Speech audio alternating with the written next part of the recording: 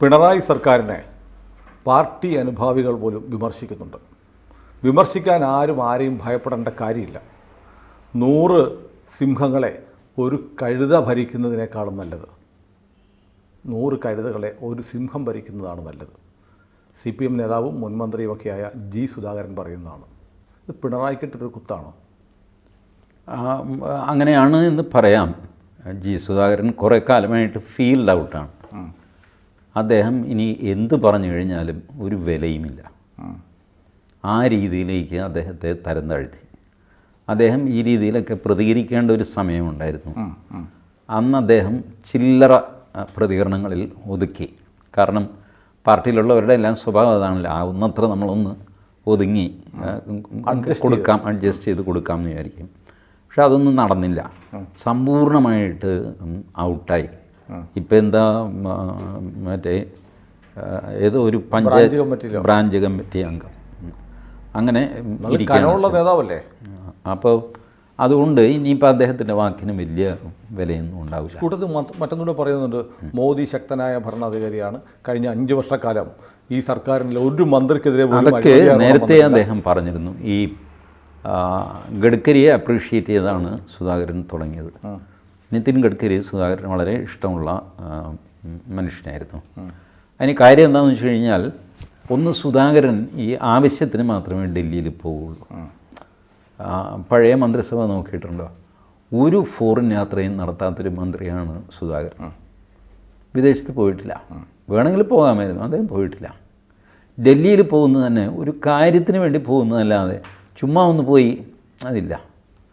അപ്പോൾ കാര്യത്തിന് പോവും, ഗഡ്കരിയെ കാണും, ഗഡ്കരി അത് വിതിൻ 5 minutes ചെയ്ത് കൊടുക്കും, സുധാകരൻ തിരിച്ചു വരും. അങ്ങനെ സുധാകരൻ നോക്കിയും ഇയാളൊരു കൊള്ളാവുന്ന മനുഷ്യനല്ല, പറഞ്ഞ പോലെ ചെയ്യും. പല സമയത്തും സുധാകരൻ ചെല്ലുമ്പോൾ കഴിഞ്ഞ തവണ ചെയ്യാമെന്ന് പറഞ്ഞ കാര്യം ചെയ്തിട്ടില്ല. ഗഡ്കരി സെക്രട്ടറി വിളിച്ച് പൊട്ടിത്തെറിക്കും, ഇപ്പം എനിക്ക് കിട്ടണമെന്ന് പറയും. അങ്ങനെയൊക്കെ പറഞ്ഞിട്ട് അപ്പം തന്നെ കടലാസ് ശരിയാക്കി ഇദ്ദേഹത്തിൻ്റെ കയ്യിൽ കൊടുത്തുവിടും. ഇങ്ങനെയൊക്കെ ചെയ്തപ്പോൾ സുധാകരൻ പരസ്യമായിട്ട് പറഞ്ഞു അങ്ങേര് മാന്യനാണ്, വാക്ക് പാലിക്കുന്നതാണ്, തലയ്ക്ക് വിളിവുള്ള മനുഷ്യനാണെന്നൊക്കെ പറഞ്ഞു. പുള്ളി ഒരു നാടൻ സ്റ്റൈലിലാണല്ലോ സംസാരം. അങ്ങനെയൊക്കെ പറഞ്ഞു. അത് പാർട്ടിയിൽ ആർക്കും ഇഷ്ടപ്പെട്ടില്ല. നല്ല ചെയ്താലും നല്ല ചെയ്തെന്ന് പറയാൻ പാടില്ലല്ലോ അങ്ങനെ. പക്ഷേ അന്നും സുധാകരൻ അതിന് വഴങ്ങിയൊന്നുമില്ല. But slowly he became unpopular. ഈ തോമസ് ഐസക്കുമായിട്ടുള്ള യുദ്ധത്തിലാണ് ഇത് സുധാകരൻ ആദ്യം വീഴ്ച ആരംഭിക്കുന്നത്. പക്ഷേ മെല്ലെ തോമസ് ഐസക്കും വീണു.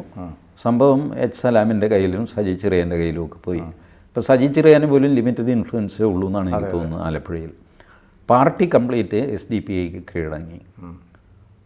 ഹിന്ദുക്കൾക്ക് ഒരു വിലയുമില്ലാതായി.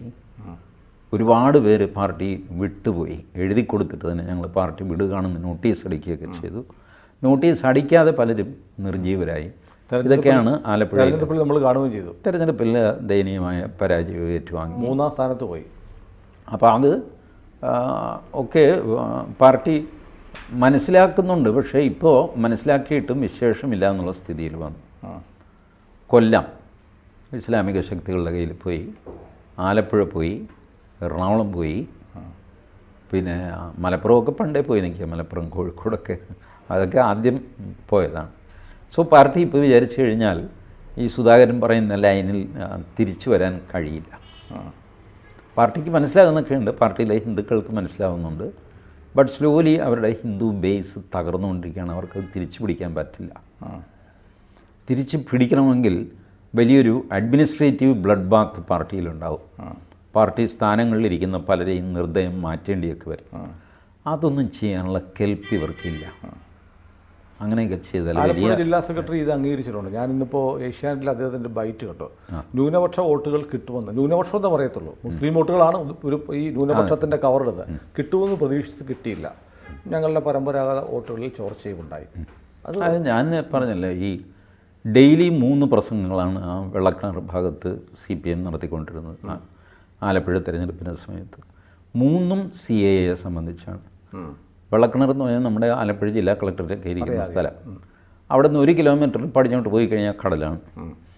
ഇവിടെ ഈ കടപ്പുറത്ത് ഈ പടിഞ്ഞാറ് വശത്ത് കപ്പൽ കൊണ്ടുവന്ന് അടുപ്പിച്ച് നിങ്ങളെയൊക്കെ നടുക്കടലിൽ കൊണ്ടുപോയി താത്തു എന്ന് പറഞ്ഞ് ഡെയിലി 3 തവണ ഭീഷണിപ്പെടുത്തി മുസ്ലിങ്ങളുടെ വോട്ട് കിട്ടാൻ. എന്നിട്ടും മുസ്ലിങ്ങൾ വഴങ്ങിയില്ല എന്ന് തോന്നുന്നു.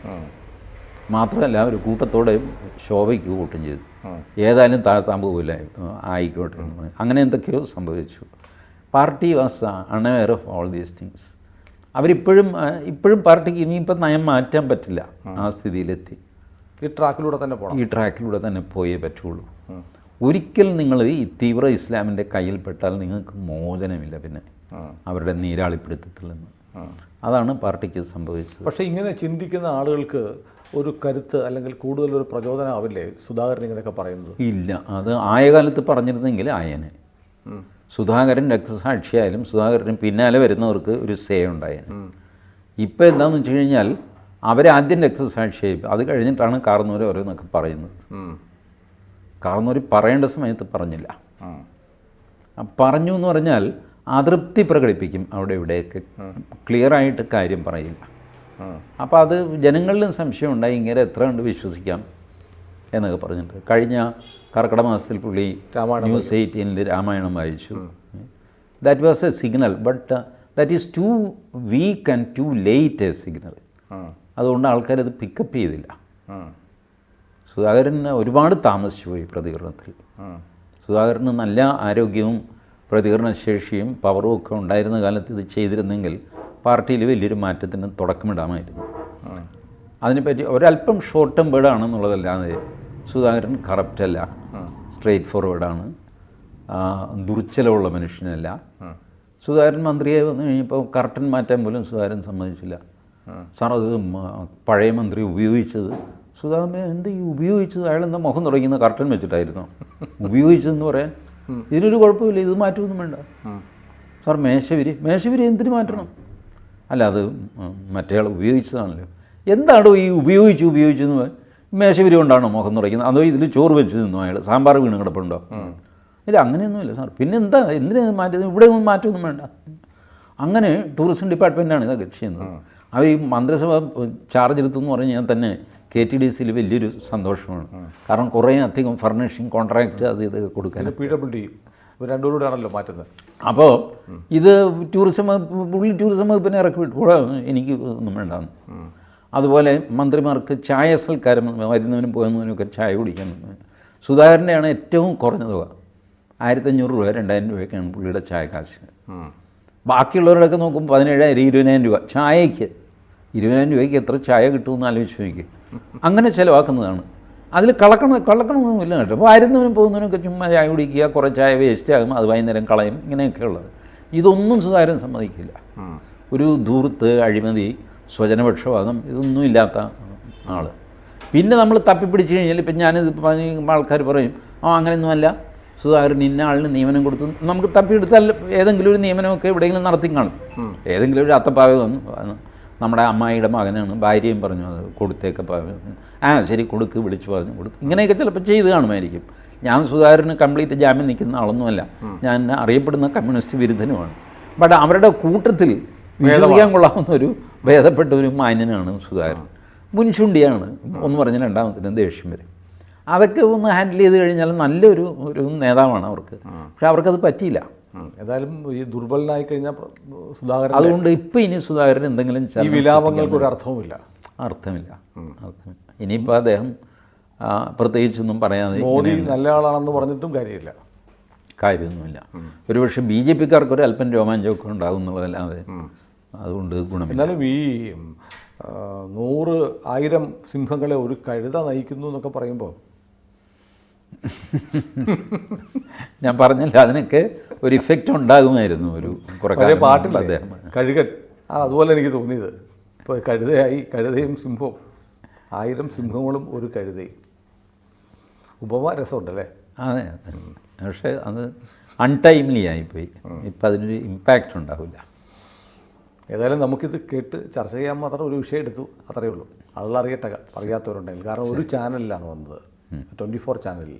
ഒരു ചാനലിൽ വന്നാൽ വേറെ ചാനലിൽ അത് കാണിക്കില്ല. അതുകൊണ്ട് ഇങ്ങനൊരു സംഭവം ഉണ്ടായില്ല, അവർക്ക് എക്സ്ക്ലൂസീവായിട്ട് വാങ്ങാം. അതുകൊണ്ട് മറ്റു പത്രങ്ങളിലും വരത്തില്ല.